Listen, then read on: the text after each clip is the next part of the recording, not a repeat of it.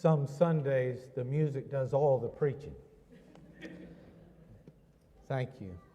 As our children make their way into children's church, I'd like to draw your attention back to the 14th chapter of the Gospel of Luke. And for this morning, just make a few observations that I think are very important to us as followers of Jesus. If you've been with us for some weeks and have observed the way in which our Lord has been instructing His disciples, you could come away with the impression that He is increasingly and unyieldingly raising the stakes. In other words, with every lesson, it seems, week after week, as Jesus draws closer to Jerusalem, the lessons He has to share with those who would follow Him become increasingly dramatic in character. And if I had to give a title to this morning's sermon, which would be in addition to what you see in the bulletin, I would title this sermon, Mama and Money. Because you see, Jesus has come to a place with His followers where He has to reveal to them, help them to see, remind them of what for them has yet to become obvious. Jesus has to say and do those things that will reveal to them and convict them of some things that they are not willing yet to see or understand or appreciate. And so Jesus begins to raise the stakes. His disciples, who have been with Him now for some time and been in many circumstances and undergone many, shall we say, difficulties with Him, are persuaded of their own loyalty. The disciples, having been relatively consistent followers of Jesus, those who have followed along, including the crowds, they all take themselves to be relatively loyal followers.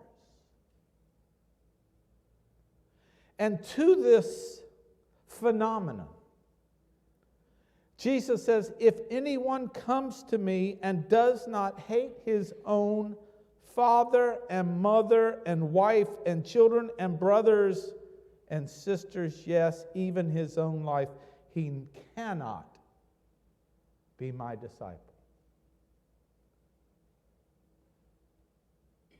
Really? I mean, this is staggering language. Imagine to have been loyal to Jesus up to this point and to have been with Him in many places and gone to the expense of following Him and willing to surrender certain things to follow Him and connecting up with Him here and there, and in some cases doing so dangerously, putting oneself in peril by doing so. And now Jesus says, in order to come to me, you have to hate your mother and father and brother and sister, indeed your own life. But the difficulty that those who are following Jesus, even those who follow Him most closely, is that their loyalty is conditioned. Their loyalty is contingent. Their loyalty is relative. And what I mean by that is that the loyalty that they feel toward Jesus is rooted in or grounded in what they think Jesus brings to the table. Their loyalty to Jesus is formed by expectations of a kind of quid pro quo. In other words, I will loyally be by your side. But of course, I may have to reconsider if the miraculous healing I was looking for doesn't come my way, or if the feeding that I thought would happen doesn't happen, or if the disease I was suffering doesn't abate. I mean, you've got crowds coming out to see Jesus. And Jesus knows that their loyalty is relative to what he can deliver. And that's just the crowds, those closest to him. Sure, they perhaps have learned already that it doesn't always go as you hope, but that's okay. Why? Because they're in the inner circle. Their proximity to Jesus is such that when the regime changes, right? When all of this stuff that Jesus is talking about, a new kingdom, comes to pass, we're going to be right there. In fact, they even get in trouble with Jesus, arguing over who's going to be first. Who's going to be second in command? Who's going to get the cabinet positions in the new administration? So they all see that their relationship to Jesus is tied to what they can get. So when they're disappointed, or when they're disillusioned, or when they're hurt, it starts to waver. Or when their interest begins to wane.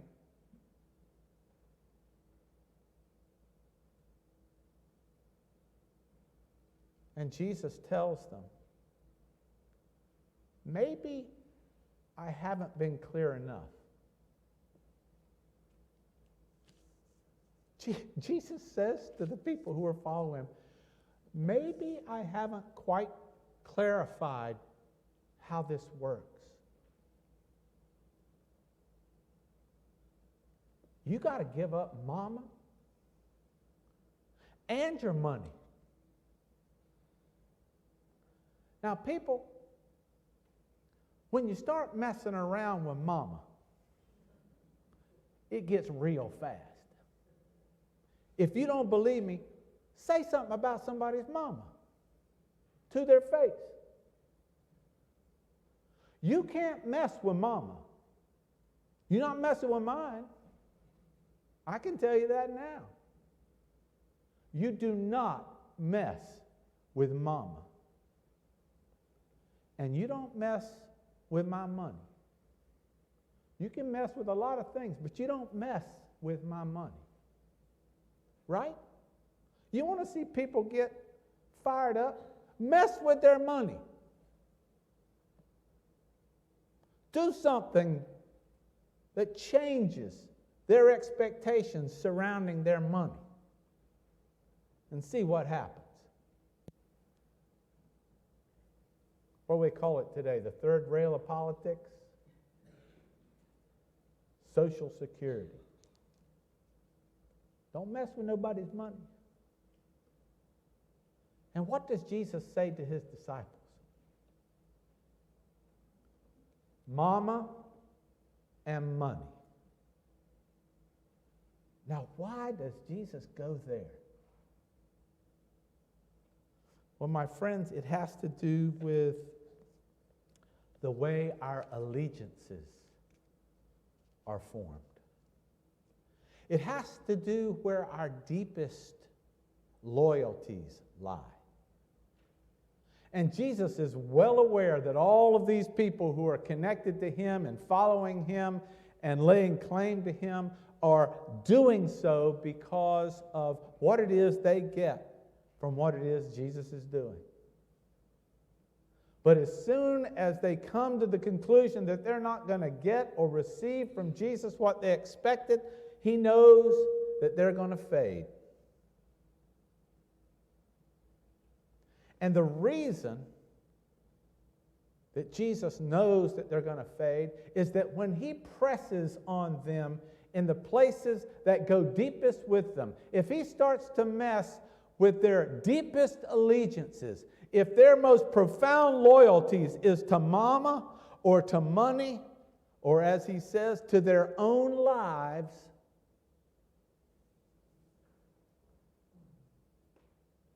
you're going to see something different. And then he tells a story about counting the cost. Every one of us count the cost. We have to count the cost. You can't get on in this world unless you count the cost. If you don't count the cost, you're going to come up short. If you come up short, you can't have the thing about which you're counting the cost. You've got to count. And of course, Jesus, ironically, is saying, you can't go do this unless you count up that. Now, what he's not saying is, okay, I want you to figure out how much it's going to cost you to be a follower of me, and then I want you to commit that to me. Well, he is saying that in a sense, but it's a kind of nonsense. What he's really saying is, there is nothing. There is nothing to which you can give your loyalty or your allegiance that can compete with the place that I must have if you're going to come to me. There is no competition. It's not God and family. It's not God and country. It's not God and all of my worldly resource. No, Jesus is saying, it's me and then everything else.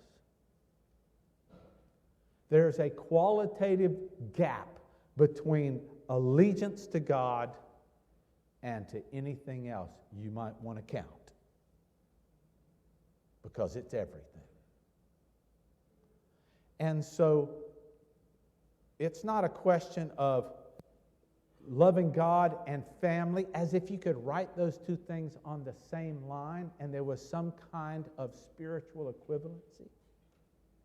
And the reason is, God isn't something in the universe that we can love alongside with mom or money or ourselves. God is the one who makes all of our other loves possible. God is the one who makes all of our other commitments possible. God is the backlight to the whole show that we're engaged in. And Jesus says, if you come to me, then I have to become the one who gives light to everything else you're looking at. If you come to me, I have to give value to everything else you're loving. If you come to me, I have to show you the goodness in all the other things to which you may be committed, or you may have allegiance, or you may have loyalty to. And so there's nothing in our lives that we can give ourselves to that competes with what it means to give God our full allegiance, or to love God first, or to come to Jesus. This morning we're going to join together in coming to this table. It symbolizes the very thing of which Jesus speaks, where God himself has chosen to give himself to us all so that we might receive him first and foremost above all else. And the receiving of God here, to take these elements and be mindful of what God has chosen to go ahead of us and do and offer for us, is an invitation to allegiance to Jesus Christ as the author and finisher of this faith journey that we're all on. To literally be the backlight for what it is that our life has become. To be the one place around which there is no question of counting cost, because it's all been counted and it's all paid up. It's all been counted, friends, and it's all paid up. And He brings it and gives it to you.